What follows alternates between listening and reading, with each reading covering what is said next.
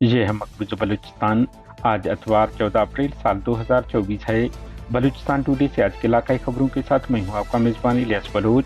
اتھل پسنی کے 3 نوجوان خفیہ اداروں کے ہاتھوں جبری لاپتہ، جبکہ آواران اور مستنگ سے 2 افراد پاکستانی فورسز ہاتھوں لاپتہ ہو گئے۔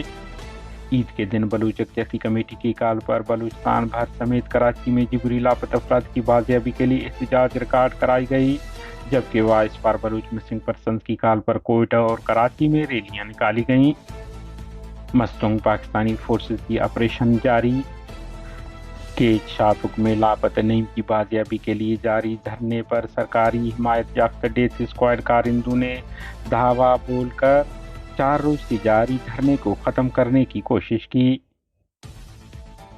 نوشکی میں خفیہ اداروں کی 9 اہلکاروں کو گرفتار کر کے ہلاک کرنے کی ذمہ داری بی ایل اے نے قبول کر لی۔ بی ایل اے مستنگ اور کولوا فورسز پر حملوں کی ذمہ داری بھی قبول کر لی ہے۔ آوران کی تحصیل مشکے کے علاقہ نلی کے مقام پر قائم پاکستانی فوج کے کیمپ کو نامعلوم مسلح افراد نے حملے میں نشانہ بنایا۔ Balochistan liberation front B L F کے ترجمان میجر بحرام بلوچ نے جاری بیان میں کہا ہے کہ آوران کے علاقہ جھاؤ میں سنائپر حملے میں ایک فوجی اہلکار کو ہلاک کرنے کی ذمہ داری قبول کرتے ہیں۔ 2 خوفناک روڈ حادثات میں 23 افراد ہلاک، 50 سے زیادہ زخمی۔ بلوچستان فائرنگ کے مختلف واقعات میں خاتون سمیت 4 افراد قتل کر دیے گئے۔ اتھل پاکستانی خفیہ اداروں نے 3 مسافروں کو کوچ سے اتار کر جبری لاپتہ کر دیا۔ تفصیلات کے مطابق اتھل زیرو پوائنٹ کے نزدیک پسنی سے کراچی جانے والے 3 مسافر نوجوانوں کو اتار کر جبری لاپتہ کر دیا۔ ادھر مستنگ سے اطلاعات ہیں کہ پاکستانی خفیہ اداروں نے اسرار نامی نوجوان کو عید سے 1 روز قبل حراست میں لے کر جبری لاپتہ کر دیا ہے۔ آوران کولوا مالار سے گزشتہ شام پاکستانی فورسز خفیہ اداروں نے گھمشاد سکنے کرکڈل کیری مالار کے رہائشی کے بیٹے کو حراست میں لے کر نامعلوم مقام منتقل کر دیا، جس کے بعد وہ لاپتہ ہے۔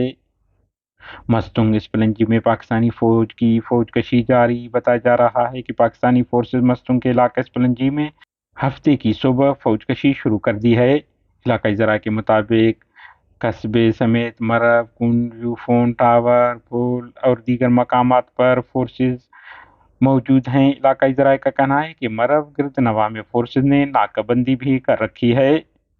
نام نہاد وزیر اعلیٰ بلوچستان اور ڈیتھ اسکواڈ سرغنہ سرفراز بگٹی نے جاری بیان میں کہا ہے کہ قابض ریاست پاکستان اپنی پوری طاقت درندگی کے ساتھ بلوچستان میں آزادی پسند کو کچلنے کی کوشش کرے گی۔ Baloch liberation army B L A کے ترجمان جینت بلوچ نے جاری بیان میں کہا ہے کہ بی ایل اے کے ایک مسلح دستے نے گزشتہ روز نوشکی شہر سے 3 کلومیٹر کے فاصلے پر آر سی ڈی شاہراہ پر ناکہ بندی کر کے پاکستانی خفیہ اداروں کے 9 اہلکاروں کو شناخت کر کے حراست میں لینے بعد قتل کر دیا ہے، جس کی ذمہ داری وہ قبول کرتے ہیں۔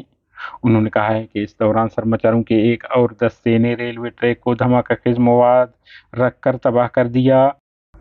ترجمان نے کہا ہے کہ نوشکی ہی میں خیسار نالے پر قائم قابض پاکستانی فوج کے کیمپ اسلحہ کی ڈپو پر راکٹوں سے حملہ بھی کیا گیا ہے۔ بلوچستان کے ضلع خزر کے علاقہ گریش گونی میں نام نہاد غیرت کے نام پر محمد انور ولد رمضان اور شہزادی بنت غلام جان نامی خاتون کو خاندان والوں نے مبینہ سیاہکاری کے الزام میں قتل کر دیا اور فرار ہو گئے۔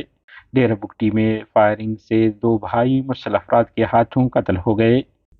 ڈیرہ مراد جمالی میں پرانی دشمنی کی بنا پر فائرنگ کے نتیجے میں اللہ بخش نامی شخص قتل، جبکہ گہور نامی شخص مخالف گروہ کے افراد ہاتھوں زخمی ہو گئے۔ علاوہ ازیں پنجگور میں مسلح افراد نے گزشتہ دن صدام نامی شخص کو قتل اور اس کے 2 ساتھیوں کو زخمی کر کے فرار ہوئے۔ بلوچستان کے علاقہ حب میں خوفناک روڈ حادثات میں 23 افراد ہلاک، جبکہ 50 سے زیادہ زخمی ہو گئے۔ تفصیلات کے مطابق سندھ ٹھٹھہ سے حب درگاہ شاہ نورانی جانے والی زائرین سے بھرا ٹرک ایام پیر کے قریب بے قابو ہو کر کھائی میں جا گری، جس میں کم از کم 17 افراد ہلاک جبکہ 50 سے زیادہ زخمی ہو گئے، جن میں 10 افراد کی حالت نازک بتائی جا رہی ہے۔ علاقہ مکینوں کے مطابق ٹرک میں 150 سے زائد زائرین سوار تھے، جبکہ حب دریجی لینڈانی کے مقام پر کار حادثے میں 6 افراد ہلاک، 2 زخمی ہو گئے۔